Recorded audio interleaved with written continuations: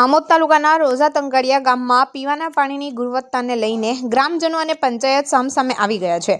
ગામના પાછલા ફળિયાના રહીશો, ખાસ કરીને મહિલાઓએ મીડિયા સમક્ષ ઉગ્ર રોષ ઠાલવતા આક્ષેપ કર્યો છે કે તેમને છેલ્લા કેટલાક સમયથી અત્યંત ગંદુ, દુર્ગંધયુક્ત અને કચરાવાળું પાણી મળી રહ્યું છે. આ ગંદા પાણીને કારણે સ્થાનિકોના સ્વાસ્થ્ય સામે ગંભીર જોખમ ઊભું થયું હોવાની ભીતિ પણ વ્યક્ત કરવામાં આવી છે. ગ્રામજનોનું કહેવું છે કે વારંવાર મૌખિક રજૂઆતો કરવા છતાં તંત્ર દ્વારા કોઈ નક્કર પગલાં લેવામાં આવતા નહોતા. તો બીજી તરફ ગામના સરપંચ ધર્મેન્દ્રભાઈએ આ તમામ આક્ષેપોને નકારી કાઢતા જણાવ્યું હતું કે તેમણે આ બાબતે કોઈ લેખિત રજૂઆત મળી નથી. જો કે વિવાદ ત્યારે વકર્યો જ્યારે એક બાજુ સરપંચ આક્ષેપોનો પાયો વિહોણા ગળાવી રહ્યા હતા અને બીજી તરફ તે જ વિસ્તારમાં પાણીની કુંડી તોડીને તાત્કાલિક નવી પાઇપલાઇન અને વાલ્વ નાખવાની કામગીરી શરૂ કરી દેવામાં આવી હતી. આ ઉતાવળે કરાયેલી કામગીરીને જોઈને જાગૃત નાગરિકો સવાલ ઉઠાવી રહ્યા છે કે જો પાણી શુદ્ધ જ હતું તો પછી અચાનક સમારકામની જરૂર કેમ પડી? ગ્રામજનોની મુખ્ય વ્યથા એ છે કે ગ્રામીણ વિસ્તારોમાં દરેક વ્યક્તિ લેખિત ફરિયાદ કરવા સક્ષમ હોતી નથી. તેથી તંત્રએ મૌખિક કે ટેલિફોનિક ફરિયાદોને પણ ગંભીરતાથી લેવી જોઈએ.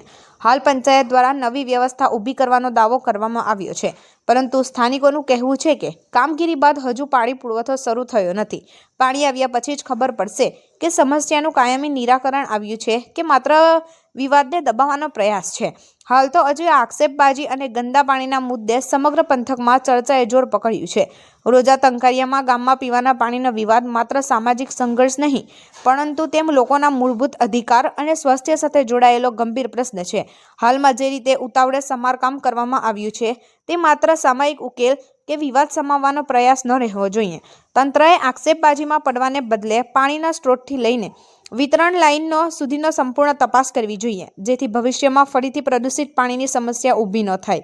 ગ્રામ પંચાયત અને વહીવટી તંત્રએ માત્ર લેખિત રજૂઆતને ટેકનિકલ કારણો આગળ ધરાવવાને બદલે સંવેદનશીલતા દાખવી ગામના દરેક ફળિયામાં શુદ્ધ અને પૂરતું પાણી મળે તેવી મજબૂત વ્યવસ્થા ઊભી કરવી જોઈએ.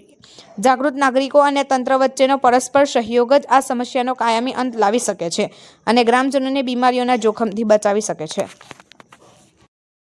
નમસ્કાર મિત્રો, હું મયુર મકવાણા છું. આ હર્ષદભાઈ મારી જોડે સબૂત છે. સરપંચ એવા આપસ લગાવે છે મારી પર કે હું એમની પાસે ગયો નહીં પાણી બાટલ લઈને, અમે જાણ કરીને આ હર્ષદભાઈ સબૂત મેં હર્ષદભાઈ મેં સરપંચને શું કીધેલું બરાબર છે. એ ભાઈ આવેલા પિયુષભાઈ, હું ત્યાં જ હતો.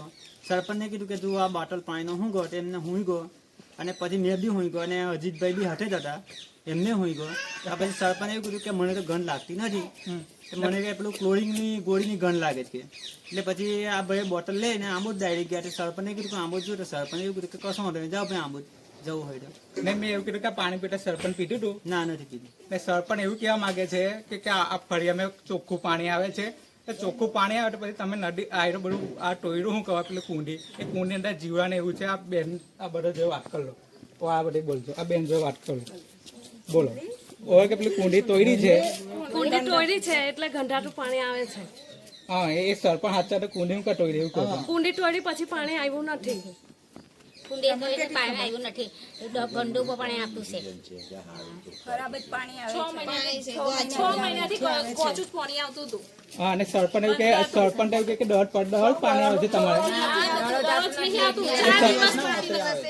4 દિવસના ઓટરે આવે છે તો સરપંચ એવું કે અમે દોઢ પાણી આપીએ છીએ. 15 મિનિટ તો પાણી કાઢવા પડે, ખરાબ પાણી. સરપંચ એવું કે ચોખ્ખું પાણી અમે આપીએ છીએ, તો પછી તમે એવું કહો કે પછી ચોખ્ખું પાણી અમે તો ચોખ્ખું પાણી આવે. 6 મહિનાથી કોચું જ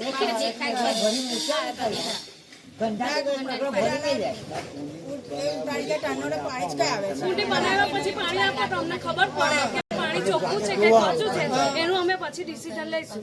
આ બધાના ઘર નળે ગંદુ પાણી આવે છે. સરપંચ એવું કહેવા માંગે કે કુંડી તો અમે ચોખ્ખું પાણી આવે છે. હું એ કહેવા માંગુ છું કે પછી તમે આવ્યો તોયરું શું કહેવા, એવું તમે કહો કે પછી તોયરું શું કહેવા. તોયરું ને એમને ચોખ્ખું પાણી આવે તોયરું કેમ એવું કહો. પાણી તોડ્યું છે એ લોકો. તમે ટોયરું તોયરું ચોખ્ખું પાણી તમે આપો તો પછી તમે એ બાબતે તોયરું શું કહો.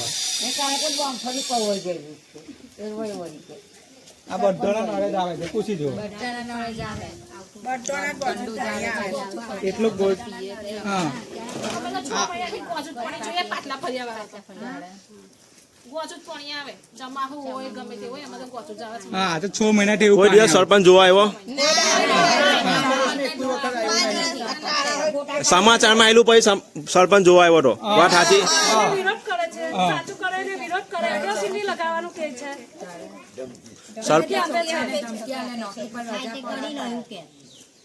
ને એવું કહેવા માંગુ છું કે એ સરપંચ એવું કહેવા માંગે છે કે એવું કહેવા માંગે છે કે તમે અમે આવી રજવાડના અરજી મૂકે તો પછી અરજી મૂકે તાર ઉભું ના થાય અમે પાણી આવે તો આટલા નોના તાલુકાના ગામને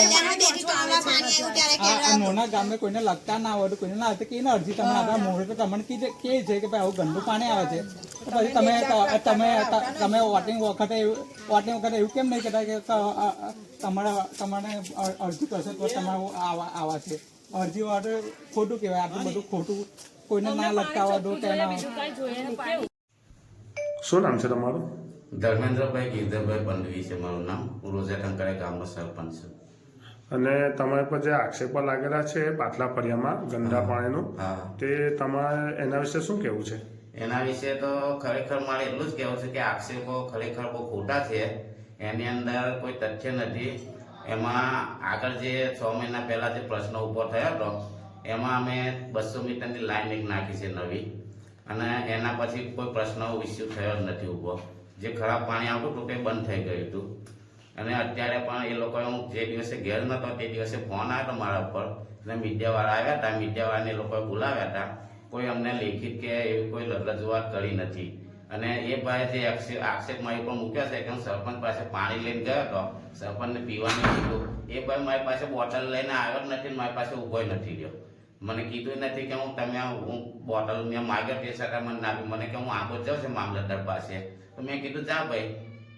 એટલે મને કોઈ પાણી પીવડાયું નથી અને બીજા દિવસે પછી હું જ્યારે ઘરે આવ્યો હું મરણના કામે બહાર ગયો હતો પછી એ દિવસે ઘરે આવ્યો તે દિવસે બીજા દિવસે હું એ ફળિયામાં ગયો હતો અને ત્યાં મેં પાણી જઈને ખુદ પાણી માગીને પીધું છે એ ફળિયાની અંદર. તો મને તો કશું લાગ્યું નથી એવું. ને બીજું કે વાસમાવાળા સાહેબ પણ ત્યાં હતા. સેમ્પલ પણ અમે ટેસ્ટ કરાવ્યો છે. એ સેમ્પલ લઈ ગયા છે. એ લોકોએ કીધું કે પાણી ચોખ્ખું છે પીવા લાયક છે. અને હમણાં હાલમાં કામ પૂર્ણ થઈ ગયેલું છે લાઈનનું? હા અત્યારે લાઈનનો જે વાલ હતો એ વાલ પણ અમે નાબૂદ કરી દીધો છે. જે જૂનો વાલ હતો એ અત્યારે નવો વાલ નાખી દીધો છે ત્યાં આગળ અને પાણી પણ ચોખ્ખું આવે છે.